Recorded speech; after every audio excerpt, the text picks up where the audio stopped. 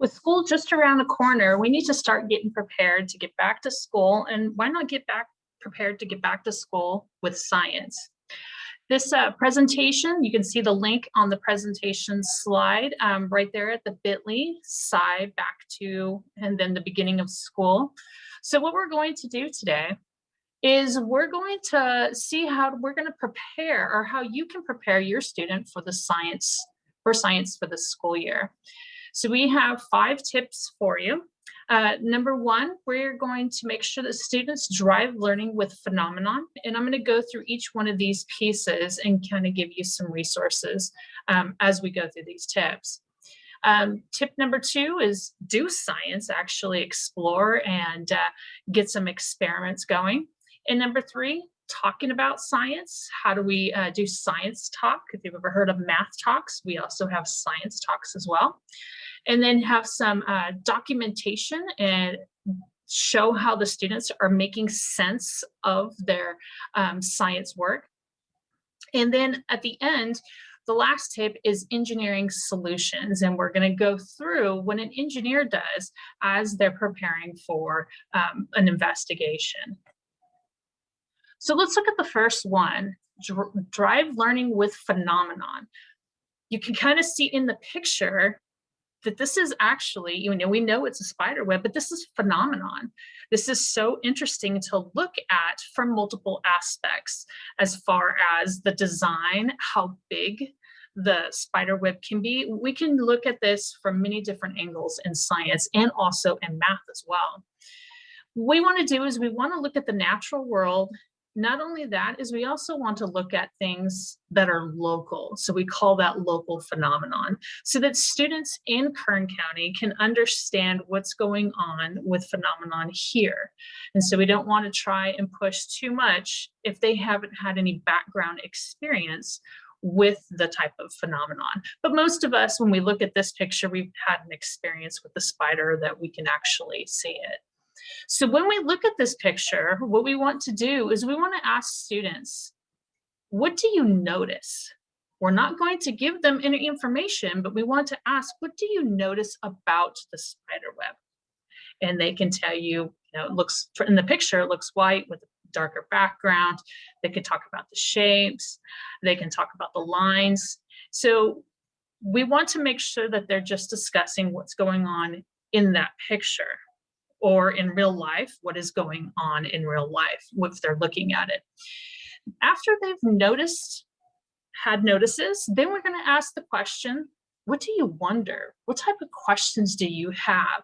Inquiry is a huge part of science, and it's a huge shift we need to make as in our education. We need to definitely start questioning all the different pieces there are going on in a phenomenon in our everyday life.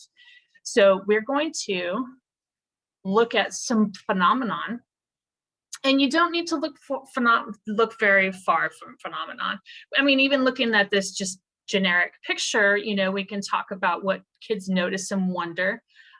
We can talk about the shade, the balloons, the height of the balloons, the kids eating ice cream.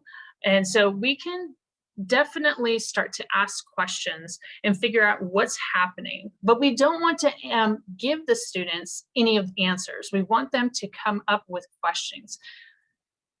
So what we're going to do is I found this video on YouTube, and I condensed it just a little piece because I want to kind of give you an idea on how you can go about creating, or not creating, but actually having a phenomenon and exploring and doing the science, which is our second tip. So when I play this video, I want you to think about, what are you noticing in the video?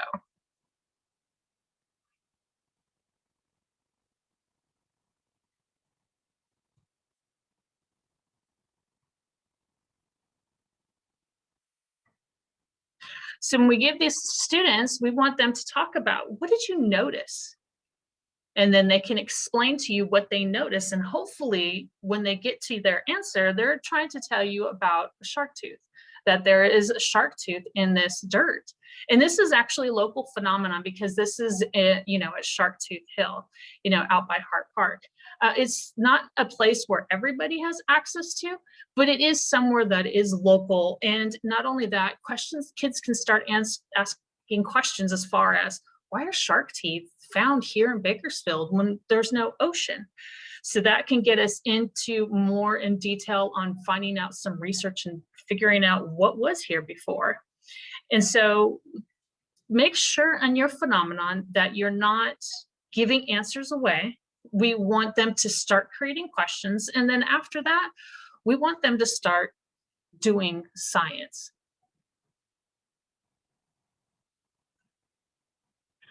So at the core of our learning experience, we definitely, and not only that, is from our previous experience in science class, experiments are something that we love to do. It's that activity that we want to, of course, partake in, and we want to definitely do more of it. And so with the new shift in science instruction, we want to make sure students start with an activity. A lot of students do not have any prior knowledge. And so we want to make sure that they get some prior knowledge by being exposed to an experiment. Now, we don't want to hinder their experience with the experiment by giving them like a cookie cutter recipe where it tells them step by step what to do. We want them to explore, check things out, trying to figure things out. So before we get to our resources, what I wanted to do, I'm going to stop sharing. And I'm going to show you some pieces that we can explore. So what I have is I definitely have some little shark teeth from our little phenomenon piece. And these are just basic, smaller shark teeth. But what I want you guys to check out is in this explore piece, I have 3 different types of rocks. Okay, in 3rd and 4th grade, students learn about rocks, but they're not learning on how they're created. What they really want us to focus on is, where do these guys go with what type of rock, and how are they in the rock strata? So we're looking at it from a different perspective. We're not looking at what we used to do and go, oh, this is an igneous rock and this was formed from magma. And then when it cooled down and then you start to, add pressure, with rocks, then we turn into a metamorphic rock. And then, then there's the sedimentary rocks. We're not looking at that anymore. What we want students to understand, of course, is where do we find these in the rock strata? So you can give students a background knowledge of rocks, but they don't really learn about the 3 different types of rocks until 7th grade. But what's interesting is you can start to really understand that we know with sedimentary rocks and the sedimentation when it layers that we tend to find fossils there.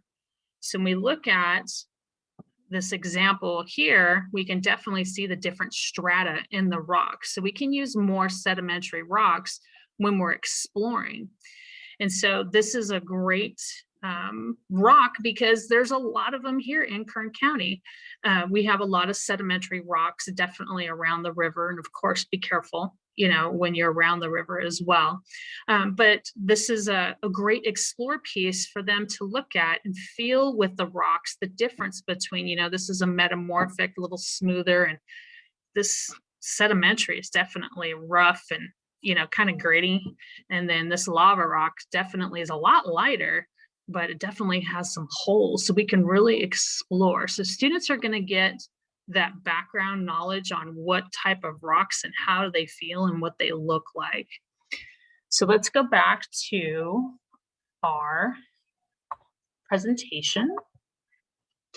So we're looking at different resources for exploring. I mean, there's tons of experiments that you can do with students to introduce them to a new concept.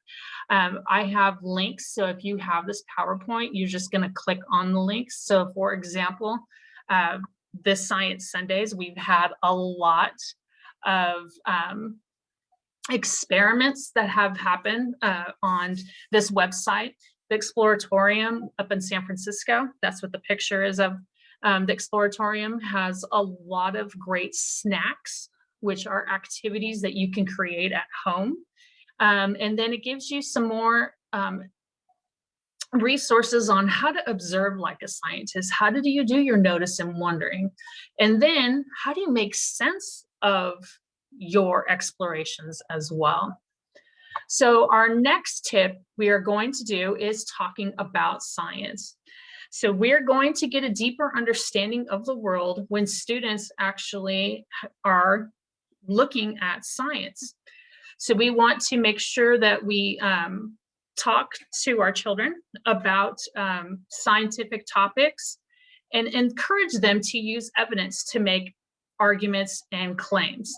So when we use evidence, scientific evidence, we can go back to those experiments and say, what evidence did you learn from that exploration, so that you can make an argument on what you're claiming is going on. So they definitely need to use that evidence, or they can use research. If it's good research and it's qualified research, then we can definitely have that into our argument as well. And we want to make sure we challenge and make connections with the phenomenon. So we're going to go back to that picture or that video that we had of the fossil at Sharktooth Hill. Okay, what type of rock, could we find that fossil in? What would be a good idea? So we want to make sure that we refer back to our phenomenon piece. So here's some Science Talk resources. There is a website called Science Friday, and they have a whole Science Talk piece. There is the Science Talk through the Exploratorium as well, which they go out and train science teachers how to actually create a Science Talk environment in your classroom. And then Bozeman Science, he actually created a survival guide for parents and how to go about teaching Science Talk to your students as well. So our next tip, our fourth tip, is document learning.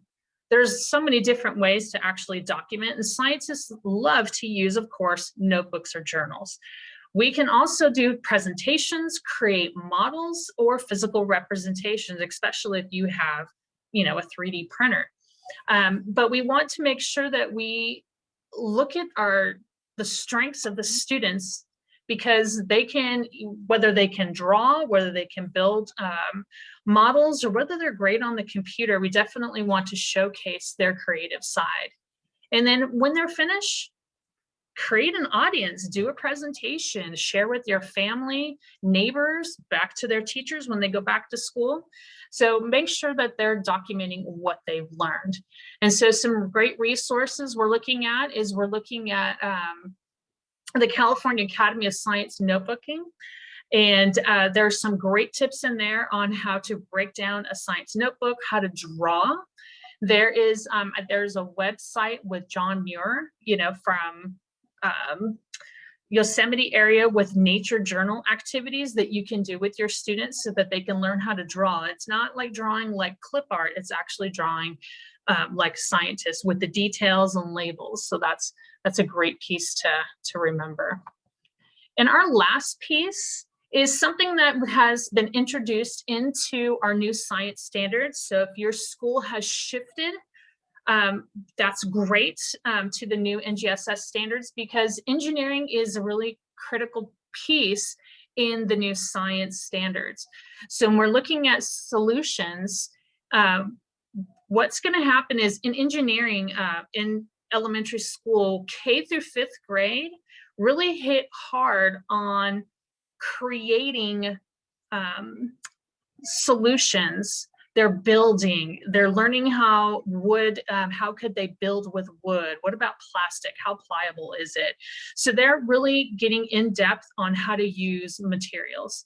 Whereas when you get into junior high, now they're looking at there is a problem. How are we going to create a solution, and what is that going to be on impact into our ecosystem, and how much is it going to cost? So they're going to break down and look at different criteria. And then in high school, it goes even more advanced, and it really gets into looking at our ecosystem and human impact that we have on our ecosystem as well. So engineering follows a process, and it's called the engineer design process. So what we do, if you want to create an engineering design piece for your students, you want to ask them a question. What's a question that they have that they would like to really find out an answer, or design or investigate a solution? So you ask them a question, and then you brainstorm. And this piece right here gets overlooked a lot and really needs to be focused on. It's the research.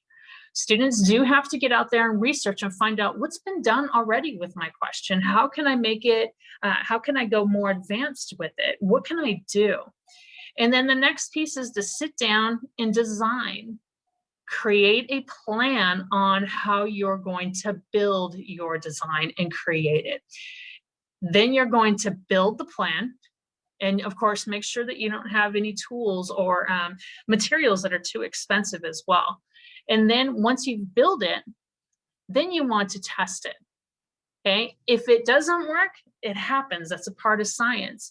But if it does, great, you've done something awesome. But after that, I'm going to share it. I'm going to share it with my family, my friends. Then I can take some advice and go, how can I improve on this process? How, or not the process, improve on the actual solution. And then I can go back again and brainstorm some more, design, and then come back and test again. So you can keep going through this whole process, multiple it's called iterations, as you go through and become an engineer. And so our resources right here, Science Buddies Engineering has some great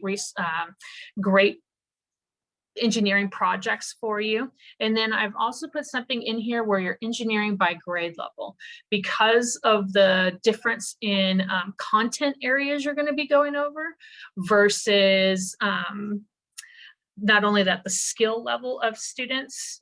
This is a great way to go through and see, what does my child need to be, where do they need to be at, and where are they going to be in the future? What do I need to do to get them to that next step?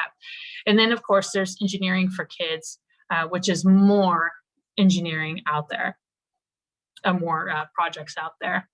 But I want to thank you, and good luck this next school year. And we really want to make sure that students understand how important science and STEM is into your career. We want to make sure that, you know, using a combination of these tips and resources can really create an authentic experience and build a student's interest in STEM and build confidence in science. So again, good luck, thank you, and go science.